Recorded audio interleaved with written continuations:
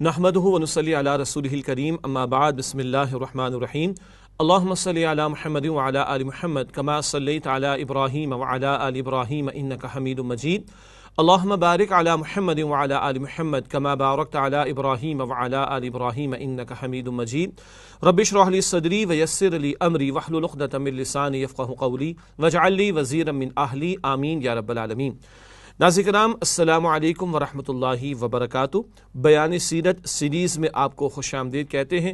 الحمدللہ رسالت مآب صلی اللہ علیہ وآلہ وسلم کی حیات طیبہ کے حوالے سے قدم بقدم ہمارا مطالعہ آگے بڑھ رہا ہے، اور اس سیریز میں ہماری کوشش ہے کہ جہاں ایک طرف نبی اکرم صلی اللہ علیہ وسلم کی حیات طیبہ کے واقعات، چند اہم واقعات ہمارے سامنے آئیں، اور جس طرح سیرت النبی آپ صلی اللہ علیہ وسلم کی حیات طیبہ آگے بڑھتی چلی گئی اسی ترتیب سے مطالعہ کریں۔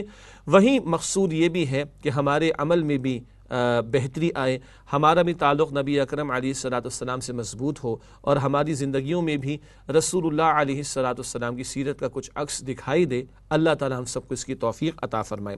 آپ کے علم ہے کہ گزشتہ نشست میں ہم نے بات کی تھی اسراء اور معراج کے واقعے کے حوالے سے۔ بعض سیرت نگاروں کا خیال ہے کہ 11 نبوی کا دور ہے، اور اسی تعلق سے ہم نے اس ترتیب میں 10 نبوی میں طائف کا واقعہ بھی بیان ہوا، اور 10 نبوی کے حالات کے بیان میں عام الحزن کا تذکرہ بھی ہوا، اور سن 11 نبوی میں ایک طرف 6 افراد کا یثرب سے آنا اس کا تذکرہ بھی ہوا، اور اسلام قبول کرنا اور اس کی طرف توجہ کرنا۔ دوسری طرف اسراء اور معراج کا واقعہ یہ پچھلی نشست میں ہمارے سامنے آیا۔ آج جو ہم بات آپ کے سامنے رکھیں گے اس کا ایک پہلو تو ہے اہل یثرب کا قبول اسلام۔ یثرب مدینۃ النبی صلی اللہ علیہ وسلم کا پرانا نام ہے، یہیں سے کھڑکی اللہ سبحانہ وتعالی نے رسول اللہ صلی اللہ علیہ وسلم کے لیے کھولی ہے، اور وہاں کے افراد کو قبول اسلام کی توفیق عطا فرمائی، اور مختلف مواقع پر یہاں سے لوگ آئے ہیں۔ آج ہم بات کر رہے ہیں اہل یثرب کے ایمان قبول کرنے کے تعلق سے۔ یثرب کے لوگ مکہ مکرمہ آ رہے ہیں، حج کا موسم ہے، اور یہ سن 12 نبوی کا موسم حج ہے، جس کا ذکر میں اب آپ کے سامنے رکھ رہا ہوں۔ پہلے بھی وضاحت ہو چکی ہے، حج کا سلسلہ ان افراد کے درمیان حضرت ابراہیم علیہ السلام کے دور سے چلا آ رہا تھا۔ اس میں بہت سی بدعات اور غلط باتیں بھی شامل کر دی گئی تھیں، جیسے کہ خانہ کعبہ کے اندر 360 بت لا کے رکھے ہوئے، معاذ اللہ ثم معاذ اللہ، لیکن حج کا عمل جاری تھا۔ چنانچہ عرب بھر سے لوگ آتے تھے، اور یثرب سے بھی لوگ یہاں پر آ رہے تھے، اور اس موقع کو غنیمت جانتے نبی اکرم صلی اللہ علیہ وسلم اور افراد کے پاس جا کر وہ عقبہ جو گھاٹی کا علاقہ ہے، عقبہ گھاٹیوں میں جا کر نبی صلی اللہ علیہ وسلم لوگوں سے ملاقات کرتے اور ان کے سامنے پیغام حق کو پیش کرتے۔ آج بیان ہو رہا ہے سن 12 نبوی، آغاز وحی کو 12واں برس ہے اور موسم حج ہے۔ 11 نبوی میں یثرب کے جن 6 آدمیوں نے اسلام قبول کیا تھا، ان کی تبلیغ کے نتیجے میں اگلے سال جب موسم حج آیا تو 12 آدمی آپ صلی اللہ علیہ وسلم کی خدمت میں حاضر ہوئے۔ ان میں سے 5 وہی تھے جو پچھلے سال بھی آ چکے تھے، اور ان کے علاوہ 7 آدمی نئے تھے۔ ان لوگوں نے رسول اللہ صلی اللہ علیہ وسلم سے منی میں عقبہ کے پاس ملاقات کی تھی، اور آپ صلی اللہ علیہ وسلم سے چند باتوں پر بیعت کی۔ یہ باتیں وہی تھیں جن پر آئندہ صلح حدیبیہ کے بعد اور فتح مکہ کے وقت عورتوں سے بیعت لی گئی۔ میں عرض کرتا ہوں 2-3 باتیں۔ پہلی بات، 11 نبوی میں 6 افراد آئے تھے، یہ ذکر پچھلی نشست میں آ چکا ہے ہمارے سامنے۔ مزید برآں 6 افراد نے اسلام قبول کیا، قبول کرنے کے بعد انہوں نے دعوت کا کام شروع کر دیا۔ بہت توجہ فرمائیے گا، مکی دور میں چند اعمال ہی کا مطالبہ تھا، جیسے کہ نماز کا مطالبہ، صدقات پیش کرنے کا مطالبہ، لیکن بہت بڑا مطالبہ، بہت بڑا عمل کیا تھا مکی دور میں؟ وہ یہ تھا ایمان لا کر ایمان پر ڈٹے بھی رہنا، اور اسی ایمان کی دوسروں کو دعوت دینا۔ چنانچہ 6 افراد اسلام قبول کر چکے، اب انہوں نے جا کر یثرب میں جو بعد میں مدینۃ النبی بنے گا، وہاں جا کر دعوت دین کا کام شروع کیا، جس کا نتیجہ کیا نکلا؟ اب 12واں برس ہے، 12 نبوی کا دور ہے، موسم حج آ گیا، 12 افراد آئے ہیں۔ 5 وہی ہیں جو پچھلے سال آئے تھے، اور 7 نئے افراد آئے ہیں، اور انہوں نے اسلام قبول کیا اور نبی صلی اللہ علیہ وسلم سے چند باتوں پر بیعت کی۔ آگے مزید ذکر ہوا، صلح حدیبیہ کے بعد بھی اور فتح مکہ کے وقت بھی عورتوں سے انہی الفاظ پر بیعت لی گئی۔ عورتوں کی بیعت کے الفاظ قرآن حکیم میں سورۃ الممتحنہ کے آخر میں آتے ہیں، 28 پارے میں۔ اللہ کے ساتھ شریک نہ کرنا، چوری نہ کرنا، زنا نہ کرنا، گناہوں سے بچنا۔ یہ عام اعتبار سے نیک اعمال کرنے اور گناہوں سے بچنے کی بیعت تھی۔ عورتوں کی بیعت کے الفاظ قرآن حکیم میں نقل ہوئے ہیں سورہ ممتحنہ کے آخر میں۔ البتہ اگلے سال یعنی 13 نبوی میں 75 کے قریب افراد آئیں گے، وہ بھی بیعت کریں گے.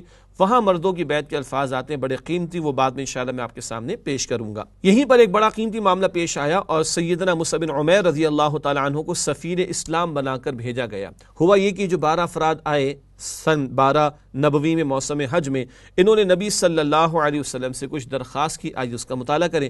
بیعت پوری ہو گئی اور حج ختم ہو گیا تو نبی صلی اللہ علیہ وسلم نے ان لوگوں کے ہمراہ یثرب میں حضرت مصعب بن عمیر رضی اللہ تعالی عنہ کو اپنا سفیر بنا کر بھیجا تاکہ وہ مسلمانوں کو اسلامی احکام کی تعلیم دیں اور انہیں دین سکھائیں.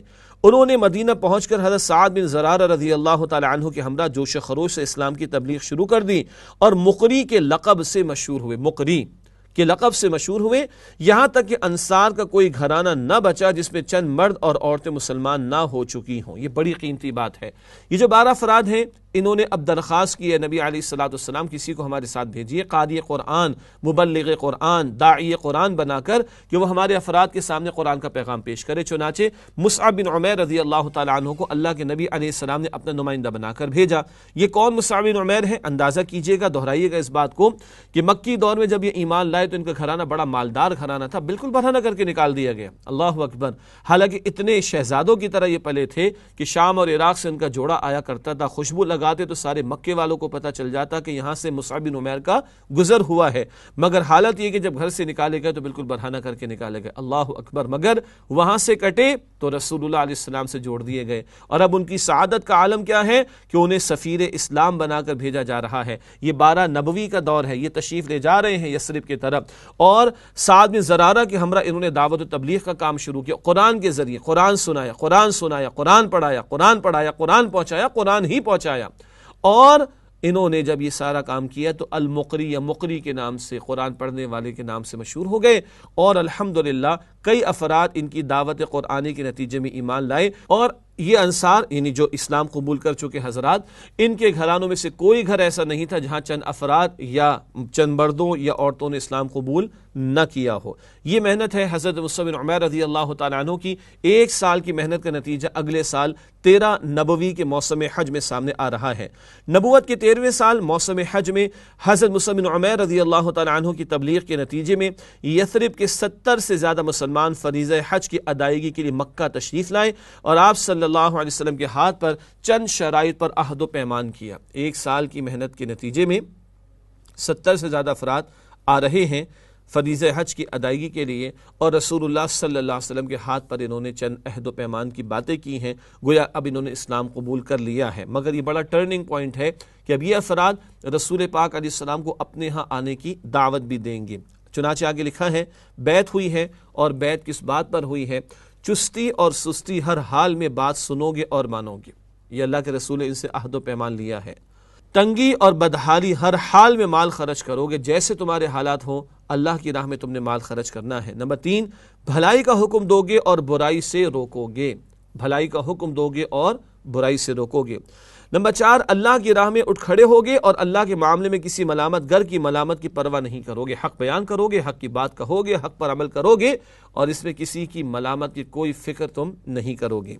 نمبر 5، اور جب میں تمہارے پاس آ جاؤں گا تو میری مدد کرو گے اور جس چیز سے اپنی جان اور اپنے بال بچوں کی حفاظت کرتے ہو اس سے میری بھی حفاظت کرو گے اور تمہارے لیے جنت ہے. صحابہ نے پوچھا اے اللہ کے پیغمبر یہ سب ہم کریں گے، اپنی جان کی طرح آپ کی حفاظت، اپنے مال کی طرح آپ کی حفاظت، اپنے بچوں کی طرح آپ کی حفاظت کریں گے تو ہمارے لیے کیا ہوگا؟ آپ نے فرمایا تمہارے لیے جنت ہے. اس کے بارے میں عبادہ بن صامت رضی اللہ تعالیٰ عنہ کے تعلق سے وہ روایت مشہور ہے بخاری شریف میں، اور وہ بتاتے کہ بایعنا رسول اللہ صلی اللہ علیہ وسلم علی السمع والطاعة فی العسر والیسر والمنشة والمکرہ وعلی عثرة علینا وعلی الا ننازع الامر اہلہ وعلی ان نقول بالحق اینما کنا لا نخاف فی اللہ لومۃ لائم. ہم نے بیعت کی ہے رسول اللہ علیہ السلام کے ہاتھ پر، سنیں گے اور اطاعت کریں گے، مشکل ہو یا آسانی ہو، طبیعت آمادہ ہو یا آمادہ نہ ہو، چاہے ہم پر دوسروں کو ترجیح دے کر انہیں ذمہ دار بنا دیا جائے، اور ہم اپنے ذمہ دار جو افراد ہیں ان کے معاملے میں جھگڑا نہیں کریں گے، اور جہاں کہیں بھی ہوں گے حق بات بیان کریں گے اور حق کے بیان میں کسی ملامت کرنے والے کی ملامت کی پرواہ اور فکر نہیں کریں گے. یہ اسلامی نظم جماعت کے لیے بڑی اہم بات ہے. صحابہ کرام سموتات کے سننے اور اطاعت کرنے کی بیعت کر رہے ہیں رسول اللہ صلی اللہ علیہ وسلم کے ہاتھ پر. یہ بڑا واضح پیغام ہے ہمارے سامنے کہ جماعتی زندگی کے لیے نظم اور ڈسپلن کہاں سے آئے گا؟ وہ سم و طاعت کی بیعت کے ذریعے آئے گا۔ قرآن بھی بیعت کا ذکر کرتا ہے کئی مرتبہ، سنت اور حدیث سے بھی ملتا ہے، سیرت النبی سے بھی مل رہا ہے۔ خلفائے راشدین کی خلافت بھی بیعت کی بنیاد پر منعقد ہوئی، اور بعد میں جو تحریک اسلامی تاریخ میں چلتی رہی، سیدنا حسین کی تحریک، سیدنا عبداللہ بن زبیر رضی اللہ تعالیٰ عنہ کی تحریک، ماضی قریب میں بر صغیر پاک و ہند میں تحریک شہیدین سید احمد شہید رحمۃ اللہ علیہ کی، شاہ اسماعیل شہید رحمۃ اللہ علیہ کی، یہ تمام تحریکیں بیعت کی بنیاد پر بنی ہیں۔ ہمارے استاد محترم ڈاکٹر اسرار احمد صاحب رحمۃ اللہ علیہ نے 1975 میں تنظیم اسلامی قائم کی، اسی بیعت کی بنیاد پر قائم کی کہ یہی طریقہ سنت سے اور حدیث اور سیرت سے بھی ہمیں ملتا ہے۔ یہ بیعت ہو گئی اور اللہ کے رسول علیہ السلام نے فرمایا کہ تمہارے لیے جنت ہے۔ اس کے بعد کچھ اور باتیں بھی ہوئی ہیں، اس کا بھی تذکرہ بہت قیمتی ہے۔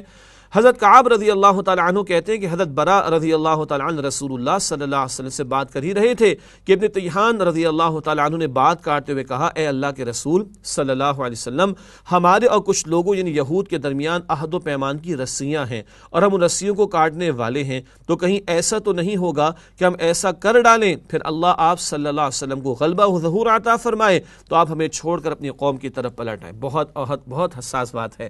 اللہ کے پیغمبر، ہم تو آپ کا ساتھ دیں گے، اور یہ اوس و خزرج کے افراد جو عرب قبائل تھے، یثرب میں جو مدینہ النبی بنے گا، وہاں یہود کے قبائل بھی ہیں، بنو قینقاع بھی ہے، بنو قریظہ بھی ہے، بنو نذیر بھی ہے، ان سے ان کے عہد و پیمان تھے۔ اے اللہ کے پیغمبر علیہ الصلوۃ والسلام، یہ پیمان تو ہمیں توڑنے پڑیں گے، رسیاں تو کاٹنی پڑیں گی، تو ایسا تو نہیں کہ ان کو ہم فراموش کر دیں، ان سے تعلقات ختم کر لیں، اور جب اللہ آپ کو غلبہ عطا فرما دے آپ ہمیں چھوڑ کر واپس مکہ آ جائیں۔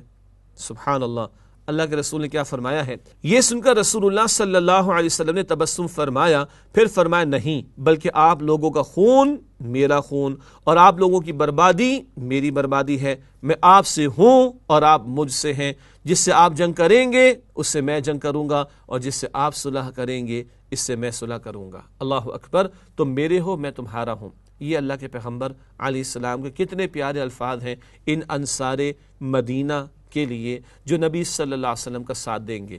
یہ بات ذہن میں رکھیے گا ناظرین کرام، اور جب ہم بعد میں مطالعہ کرتے کرتے فتح مکہ تک پہنچیں گے تو فتح مکہ کے بعد ایک بڑی زوردار اور پرجوش تقریر ہے رسول اللہ علیہ السلام کے انصار مدینہ کے لیے۔ اس بات کا ذکر وہاں بھی کروں گا کہ حاصل کلام اس کا کہ کچھ لوگوں کو اللہ کے رسول علیہ السلام نے نئے مسلمان میں، فتح مکہ کے دن کی بات ہو رہی، فتح مکہ کا موقع ہے، آپ نے کچھ زیادہ مال و اسباب دیا ان کی دلجوئی کے لیے، تو مدینے والوں کے اندر کچھ باتیں شروع ہو گئی، ساتھ تو ہم نے دیا اور آج ان کو دیا جا رہا ہے، تو اللہ کے رسول نے فرمایا کہ تم کہو اور تمہارا حق ہے اور تم حق بجا ہوگے، یہ کہنے میں ہم نے ساتھ دیا، ہم نے قربانیاں دی، مگر تم سوچو یہ سب مال لے کر خوش ہو جائیں اور تم اللہ کے رسول کو اپنے ساتھ لے جاؤ مدینہ طیبہ، تو کیا یہ تمہارے لیے پیاری بات نہیں ہوگی؟ سارا مجمع انصار کا دھاڑے مار کر رونا شروع ہو گیا۔ یہ مال لے جائیں، ان کی دلجوئی کے لیے دیا ہے، اور تم رسول اللہ کو اپنے ساتھ لے جاؤ۔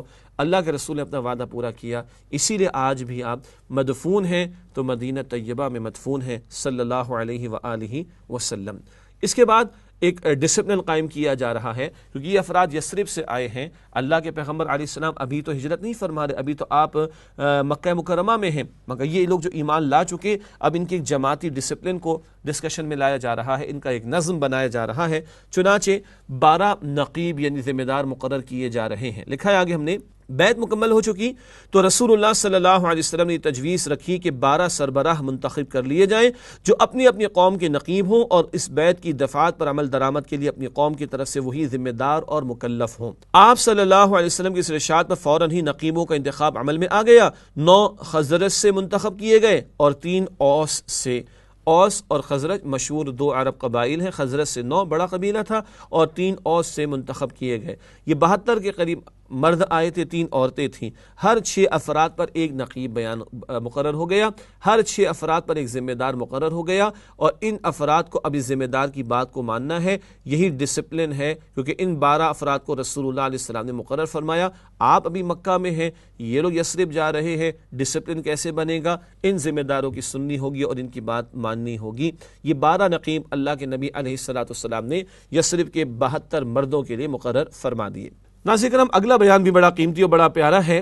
اس بیعت کے نتائج کیا نکلنے والے ہیں، اس کے کیا اثرات آنے والے ہیں، اس پہ تھوڑا سا ذکر آپ کے سامنے رکھتے ہیں۔ یہی عقبہ کی دوسری بیعت ہے جسے بیعت عقبہ کبریٰ کہا جاتا ہے، کبریٰ بڑا یا بڑی۔ یہ بیعت ایک ایسی فضا میں زیر عمل آئی جس پر محبت و وفاداری، منتشر اہل ایمان کے درمیان تعاون و تناصر، باہمی اعتماد اور جاں سپاری و شجاعت کے جذبات چھائے ہوئے تھے۔ چنانچہ یثربی اہل ایمان کے دل اپنے کمزور مکی بھائیوں کی شفقت سے لبریز تھے، ان کے اندر ان بھائیوں کی حمایت کا جوش تھا اور ان پر ظلم کرنے والوں کے خلاف غم و غصہ تھا۔ ان کے سینے اپنے اس بھائی کی محبت سے سرشار تھے جسے دیکھے بغیر محض للہ فی اللہ اپنا بھائی قرار دے لیا تھا۔ آج یثرب والے جا رہے ہیں، مکے والوں سے کچھ ملاقات کر کے جا رہے ہیں، کل یہ مکے والے اہل ایمان یثرب سے مل جائیں گے، یعنی مدینہ طیبہ چلے جائیں گے ہجرت کر کے، اور یہ سب ایک اللہ کو ماننے کی وجہ سے آپس میں بھائی بھائی ہوں گے۔ یہ اس کے اور اثرات ابھی سامنے آنے ہیں، اور یثرب والوں نے انصار مدینہ کا رول بھی ادا کرنا ہے۔